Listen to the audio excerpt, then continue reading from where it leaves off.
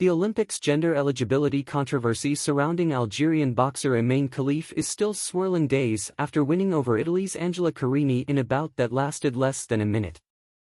Khelif has been accused of competing in the wrong gender category by some who have argued that she was disqualified at last year's Women's World Championships, along with Taiwan's Lin Yuting after they failed a gender eligibility test due to elevated levels of testosterone in their system. Hungary's Anna Luca Hamori, whom Khelif will face later today for her next boxing match, ignited some more tensions and fury after posting a now-deleted mock picture of Khelif as a Hulk-like cartoon monster looking down at a young girl on her Instagram account. The picture followed comments that she made saying that she doesn't care about the stories, what is going on the social media right now. I just want to stay focused on myself and I know why I came here. I want to get a medal from the Olympic Games. So I don't care about anything. I will go to the ring and I will get my win. During today's briefing, Thomas Bach, the president of the International Olympic Committee, set the record straight and reiterated the position of the organization with regards to its gender eligibility rules and row over Khelif's participation in the women's boxing at the Paris Olympics. Let's be very clear, here, we are talking about women's boxing and we have two boxers who were born as women who have been raised as women who have passports as women and who have competed for many years as women. And this is the clear definition of a woman, said Bach, a German lawyer, former foil fencer and Olympic gold medalist. Here was never any doubt about them being a woman. What we see now is that some want to own the definition of who is a woman, and there I can only invite them to come up with a scientific based on your definition of who is a woman and how can somebody being born raised competed and having a passport as a woman cannot be considered a woman, he continued. If they are coming up with something, we are ready to listen, we are ready to look into it. But we will not take part in a sometimes politically motivated, cultural war, Bach added. The executive also denounced the hate speech with this aggression and abuse spreading on social media and the way it's fueled by this agenda is totally unacceptable. When he was asked specifically about the Hungarian boxer's comments, Bach said, "In the social media, there are not only athletes, and I will not comment on each single comment of the many million comments in the social media. What is going on there with this hate speech is unacceptable for anyone who is using hate speech."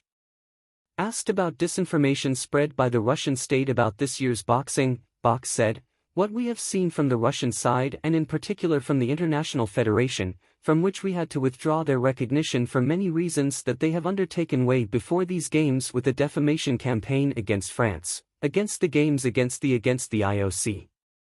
Carini, who abandoned her match against Khelif after declaring she never felt a punch like this, has expressed regrets over the way she behaved with the Algerian boxer right after the bout. She was quoted in the Italian sports outlet Gazzetta dello Sport saying she wanted to apologize for not shaking Khelif's hand after the game. "Actually, I want to apologize to her and everyone else. I was angry because my Olympics had gone up in smoke," she said, adding that, "All this controversy makes me sad. I'm sorry for my opponent too. If the IOC said she can fight, I respect that decision." Meanwhile, the International Federation of Boxing announced on Friday that it will reward Carini as if she were an Olympic champion. The organization's Russian President Imane Khelif weighed in on the controversy and stated that only eligible athletes should compete for safety reasons, and added that he doesn't understand why they are killing women's boxing.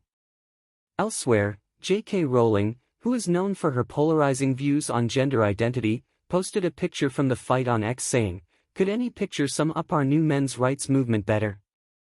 She added that it showed the smirk of a male whose knows he's protected by a misogynist sporting establishment enjoying the distress of a woman he's just punched in the head, and whose life's ambition he's just shattered. Elon Musk, meanwhile, shared a post from swimmer Riley Gaines that claimed men don't belong in women's sports. The ex-owner co-signed the message by writing, "Absolutely."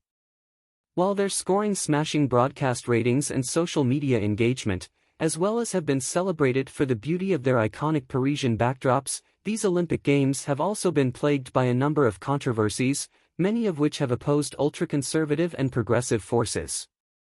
Khelif is one of several figures of these games to have been targeted by online hate.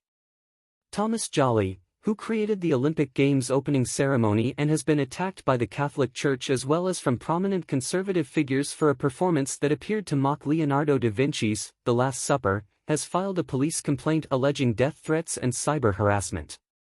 The DJ of the ceremony, known as Barbara Butch, also filed a complaint for cyber harassment, along with Nikki Doll, a French-American drag artist best known for her involvement in RuPaul's Drag Race, who participated in the performance on July 26.